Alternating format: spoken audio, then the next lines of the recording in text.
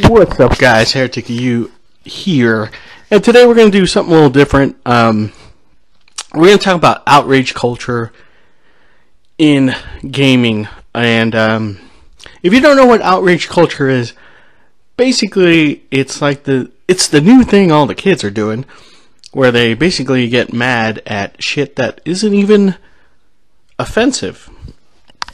It's kind of weird, yeah. Now, I normally don't do videos like this, these sort of kind of debunking videos. One, because there's a lot of channels that already do that and are much better at it than I. And two, they normally tackle subjects that fall outside of this channel. But every once in a while, we'll get an article that relates specifically to tabletop wargaming. And I feel as if it's my duty as one of the members of this great community to sort of defend or just give a different opinion to what's being put out there. This particular article, the reason why I think it's part of outrage culture, and it's kind of BS. There's two reasons why I picked it. One, it relates to tabletop wargaming. Two, it kind of debunks itself, and it kind of showcases why these type of arguments about or these assertions that a lot of the people that are doing this outrage stuff, why it's kind of bullshit when you really read it and examine it. So this particular article has been posted by people online, and I see all these fellow gamers, friends of mine, giving it the thumbs up and cheering it on. But as I read it, I really started to see some obvious holes. And what's funny is it does a better job of pointing out its own fallacy than I'll probably do in this video. If that makes it, it'll make sense in a little bit. Alright, that's enough freaking rambling for the intro. Let's get into the article. Dragons are for white kids with money on the friction of geekdom and race. So, right off the bat, we've got our social justice stew stirring up here, with the white people being the meat of the stew, with a dash of privilege, with the whole rich kids thing. So the way it works basically is the author states he's a member of Group X and a member of Group Y, but see, Group X, it's full of white dudes, and anything that has white people in it is inherently bad. I love Stranger Things, not just because it's pure nostalgia for the films that helped me shape my early childhood, but for the simple fact that in the opening scene, a young child of color is playing Dungeons and Dragons with no shame. It is hard to be a geek more often than not, and when you're a geek that also happens to be a person of color, things can only get more complicated. Now, if you want me to take this article serious, let's not start off with examples that are not actually real examples. Normally I would debunk this point, but where he's saying that it's hard to be a geek and all, but by the end of the article, you're going to see that he's going to debunk it himself. So back to the article. Basically, he says there's a certain racial coding to geek and or nerd culture. The required reading of geekdom, whether fantasy, Lord of the Rings, the Cthulhu mythos, or Conan, or science fiction, Hyperion, Dune, or Ender's Game, are novels that focus on predominantly white characters featuring tokenism at best and downright animosity at worst. Whoa, so here's a shocker. Novels that draw on influences from medieval Europe are going to have white characters. Also, I mean, are you just gonna say that hobbits, elves, dwarves, they're white? So I don't know. I mean, I think you can actually make an argument that these particular races are not any of our existing ethnic races because they're made up.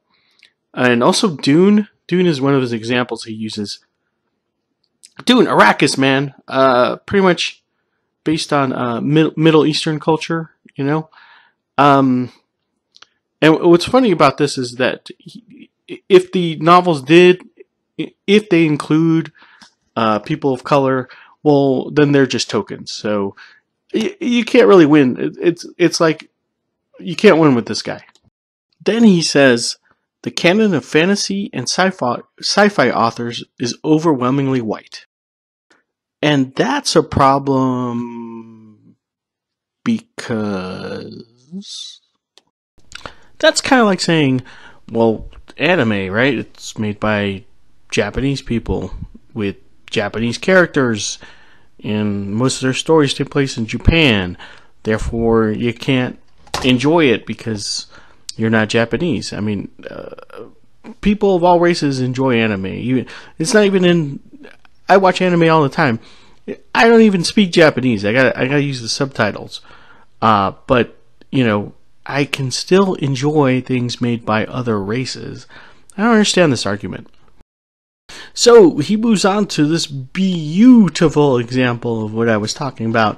So in the classic early 90s show, Family Matter, it's easy to see such. The uber extraordinary Stephen Urkel can't dance, lacks style and panache. He's the antithesis of cool. When he invents a machine to turn himself into the perfect lover, Stephen creates Stefan Urquell, a suave, handsome, stylish young man who instantly wins hearts. Really what happened is that Stephen went from coded hyper whiteness, as Mary Buchholz puts it, to simply being what audience expects a young black man to be.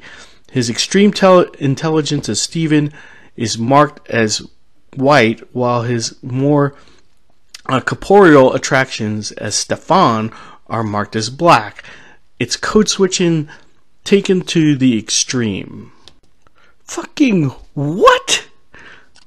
Wait, what? So, let me get this straight. You are claiming that geek or nerd culture is predominantly white. It's a white space only. And your example of that is Stephen Urkel. What? What the fuck?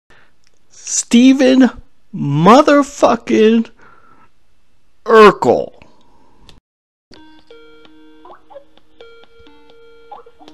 Hey Neil, it's me, Heretic. Hey, yeah, real quick, I hate to break this to you, but you're acting white, and you need to stop that. With the expectation that geekness is an embrace of whiteness. What happens when you are in fact not white? Dun dun dun. I am a geek and a Chicano, and over the course of my life, I've learned to be both things and proudly. But it presents a paradox. How does being a geek and being a Chicano a paradox? How can I justify my geek cred while also maintaining my street cred? Wow, that is a fucking conundrum. So are you saying that all Chicanos have to be like from the street? I mean, it sounds kind of racist there, man. All right, so he goes on to say that growing up around my more working class family, I was teased for reading. I was especially teased for reading books like Redwall or Lord of the Rings. That fantasy crap was for losers, guerreros or jotos. Some of my family even thought that Dungeons and Dragons was a gateway to Satanism and possession. So far, you're making the argument that geeks are not welcome among, Chicanos. I'm not sure if that's what you're going for. Or is this more of like I went through some shit for being a geek. We all did. It's not specific to being Chicano, like a white gamer can get shit for being a geek too amongst his own family, especially during the 80s. So I'm not sure how this pushes or reinforces the narrative that you're talking about here. Anywho, he goes on to say, you'd think that when I found geekdom, I'd be welcomed with open arms, but my ethnic identifiers, not sure what those ethnic identifiers are, have often caused friction. One of my geeky pastimes is Warhammer 40k, a tabletop miniatures game. I have played the game off and on since I was 12, and it's, oh shit, I cut that off. Sweeping background and grimdark sci-fi fantasy hits a lot of my geek buttons. And some years ago, I was building an army, and I wanted to paint my soldiers to be more reflective of me, my family, and my friends. When I asked an employee at the store, how can I paint darker skin, he laughed. What an asshole. He both didn't know how you'd go about doing this because he hadn't thought about it, and he thought it was silly that I wanted to do it. I have played against armies with not so subtly painted SS symbols on it. Yeah, it's not like 40k isn't known for having, German World War II imagery, in its iconography or, figure design or anything. Oh, wait a second. It actually does. It's almost like GW has a freaking boner for World War II stuff. Look, I don't know how to break this to you, but if you want to steer clear of Nazi imagery and World War II Germany stuff to begin with, you probably want to stay away from 40k. 40k probably not the best place for you. You probably want to steer clear of games like Incursion or Axis and Allies or Flames of War or Bolt Action, because everyone who plays those games must inherently be Nazis. Alright, so he goes on to say, when I've spoken Spanish to one of my few Latino gaming friends, I've heard in response, no speak de taco from a passerby. Yeah, that guy's a dick. But is that the entirety of the gaming community? It kind of seems like you're, generalizing there just a wee bit. Anyways, he cites some other examples, like he was running a D&D campaign, and in that campaign, I guess there's this underlying narrative about racism towards half-elves, for example, and one of his complaints is, if he brings up the real world example, they don't want to talk about it. Well, dude, it's like, we're here to play games. I really don't want to talk about political stuff. Can't you understand that maybe they just want to, relax, have fun, roll some dice, and kill some kobolds? I mean, do we have to turn everything into a political discussion? I mean, that's probably really what's happening here. As I read into this article, it's like you're kind of bringing up stuff, and people are there to kind of escape the real world. I mean, that's pretty much what gaming is about, and you're kind of throwing it in their faces, like, oh, please recognize my oppression, and it's fucking irritating, man. It's just, you sound like a buzzkill, okay? Okay, guys, almost done, I swear. Let's continue reading. But I am not alone, even if once it felt that way. I've seen how much my local game stores and comic shops have changed and have gone from being the only brownish face in the store to being one of several, and depending on the geek endeavor, one of many. Even games are changing now, and one need only compare the 70s artwork from Dungeons and Dragons to the artwork released today to see the whole shift in representation, both women and people of color. Yes, so, when it comes to slaying monsters and taking their shit, I'm glad that we can now slay people of color and women as we loot them for magical items and experience points. Thank you, D&D. There's progress. We now have an unapologetically black superheroes in Luke Cage. Pretty sure that guy's been around since the 70s, dude. In fact, you shouldn't even bring Marvel into this because Marvel's been trying to do representation for a long time. I mean, pretty much the X-Men are like an allegory for the civil rights movement. I get that the fact, what's weird is that this paragraph has just debunked his entire article, right? He's basically saying that there's a natural cultural shift change, and there's these things called the blurs, which are basically black nerds or any non-white, and they're being praised for that. So is he? I don't understand what he's trying to do here. It just seems like, all right, there's this whole social justice thing, and it's cool to call out racism even when there really isn't any. And so he's just trying to make a case for something, but then he ends up not making that case. He's actually debunking his own article right here. A few moments later. Geek culture is changing because its demographics are changing, but work has to come from all sides. We blurs, or whatever nomenclature you prefer, need to also take an active hand in creating geek culture, especially continuing the increase of authors in color engaging in these genres. Okay, we'll just force random strangers that are of color to do things that maybe they don't want to do. That makes a lot of sense. This is, of course, often easier said than done. Well, you could do it at gunpoint, I guess, since access to these worlds have not been smooth.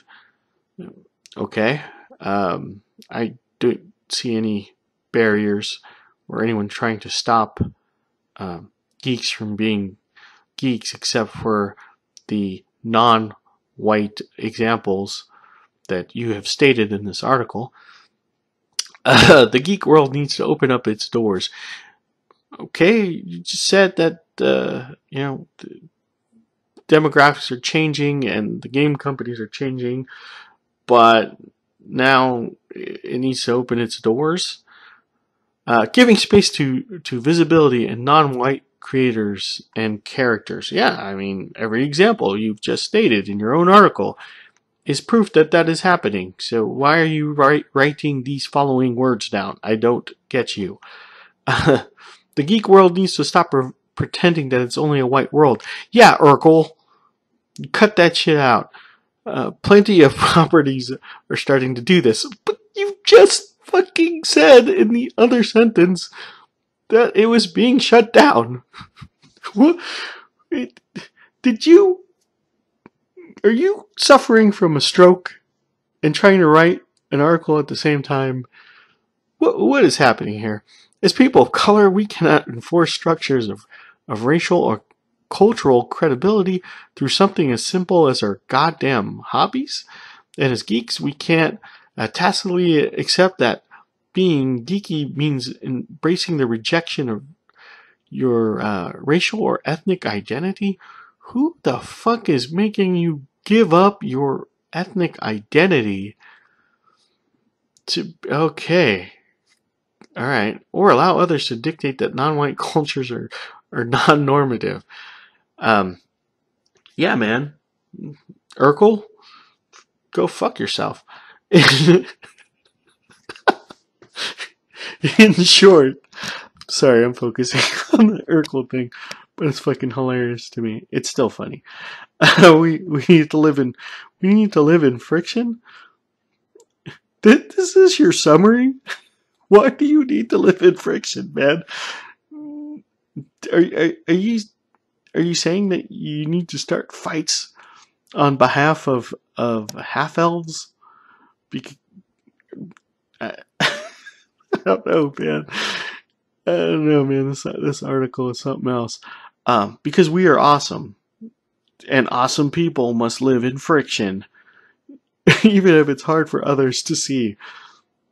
Who is not saying that you're not awesome? I mean, I am saying that you're not awesome. I am saying that your article is shit, and I am fucking done commenting on it because I've spent a lot of time and energy, and I just wanted to apologize to everyone that had to listen to the insane ramblings of this person as he struggles with his own consistent thought process. In short, I would like to say this is why outrage culture is complete friggin' bullshit, okay? Because as we can see in this article, he's kind of the mental gymnastics that he has to do to make this something about race, or make some kind of hardship. Dude, if you're playing games, if you're if you have a hobby, you're pretty fucking entitled, okay? There are a lot of people in this world that wouldn't even understand this as a problem, right? I mean, there are a lot of places in the world where people are more worried about getting fucking clean water, or worried about some real oppressive regime coming down on them and murdering their families or loved ones, or there are people that have to escape, war, actual bullets flying, and sleep with bombs exploding over their heads, and I wish they, if they saw this, do you understand how first fucking world you are? Jesus fucking Christ.